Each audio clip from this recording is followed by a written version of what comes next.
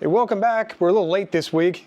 I got a little sidetracked and most of the stuff is already packed up for the week, but I haven't actually stored it yet. So we're gonna take a quick look here. I actually got some kind of major news here at the end here I want to talk about. So let's get this over with here and see what I've been up to. This is a whole stack of Phantom of the Opera ramps that aren't red yet. They're gonna be red here soon. In the middle here we got a bunch of Victory ramps, 3-piece set in red. I got a few more of those to run yet. I try and run all the red stuff together whenever I'm doing it. And then over here it's kind of hard to see, but these are hook skill shot ramps. Made a whole stack of those up this week. Coming back around here, I sold through the first run of Freddy ramps, so ran a few more of those off. Probably got to run another group of them here soon because they've gained some momentum here recently. Further along here inside the sausage factory, I have all these big ramps already hung up and packaged, but I got a group of checkpoint ramps because I can't ever seem to have enough of those in stock. We've got Tron ramps. I'm sorry, not Tron, Back to the Future. Got Tron on the brain. I do make Tron ramps though, in all the different varieties. Back to the Future. We got some Roller Coaster Tycoon here and a few roller games ramps. If you need roller games, I got like 2 more of these to finish off, and that's probably gonna be it for a while. They're kind of a pain in the butt. My CNC router has to come out, and part of rearranging the garage shop area is the CNC router really didn't have a spot. It took up too much room. So right now it's in storage. I still have it. I'm gonna have to get it out at some point to run some other stuff, but I really only want to get it out like once a year at this point. So everything that is run on that would be like Frankenstein, these roller games ramps, some other things. I want to do them like once a year. So stay tuned on that. We'll see what happens here. But if you've never bought any of my ramps, I like to bag everything. It really helps protect them from scratches and scuffs and whatnot, and just makes it easier to deal with. You can hang them up. They got little hang tags and stuff.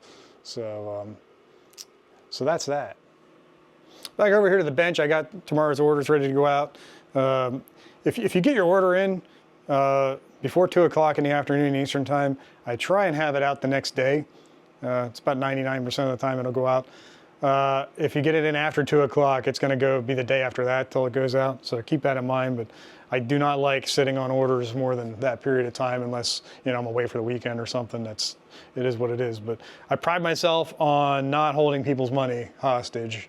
You buy the parts, I ship the parts. That's how it should be for everybody. So moving on over here, I'm going to need these guys to get into the next exciting part of the Ramp-O-Matic tour here. And that's this guy. This is the new Ramp-O-Matic Flap-O-Matic machine.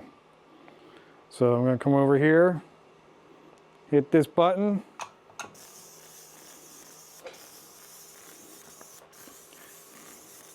That's right, flaps. I've always had to keep a stock of flaps on hand for like every single ramp, which is like, probably have over 100 different flaps right now. It's kind of costly because I have to have a third party make them. Well, I've decided that I need to bring that in-house. So sometimes I have ramps that are like ready to go, but I'm waiting on flaps because it's like a 2-week turnaround to get flaps back from my supplier. That is no longer going to be the case. I can run these on demand at any time, and it's going to be really nice.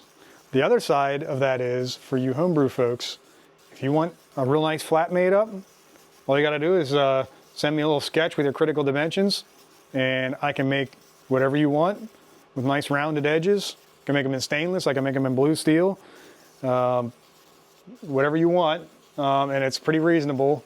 It's going to probably run around $10 each design plus the freight to get it to you. So I mean, it's pretty reasonable, and depending on what it is, might even be less than that. But I really want to, embrace the homebrew community in any way I can, and if this is a help, I'll be glad to do it. So just reach out to me. I'm always, always willing to help. Just sometimes it might take an extra day or two, to get back to you or get things going. Just keep that in mind. But I'm happy to help when I can. So these guys, you can see we just pop this guy out, pop the little holes out, clean up the edges, and get a perfectly cut flap. So this is kind of a big deal for me. It was a bit of an investment, but I think it's worthwhile, especially for what I do. It's going to help keep me a little more agile and not eat up as much capital, and just having a drawer full of flaps that cost more than a brand new pinball machine. So I think it's a wise move. So this is what's kind of sucked up my time the last couple of weeks. So now that I got everything dialed in, I'm going to get back to normal. I think on the agenda this week, I'd like to get some NASCAR ramps run, and then run a few more things I'm low on, and then it's on to the next project, I hope. So that's the goal. So anyway, thanks for checking in, and I guess I will catch you maybe this weekend. We'll see. All right, see you guys.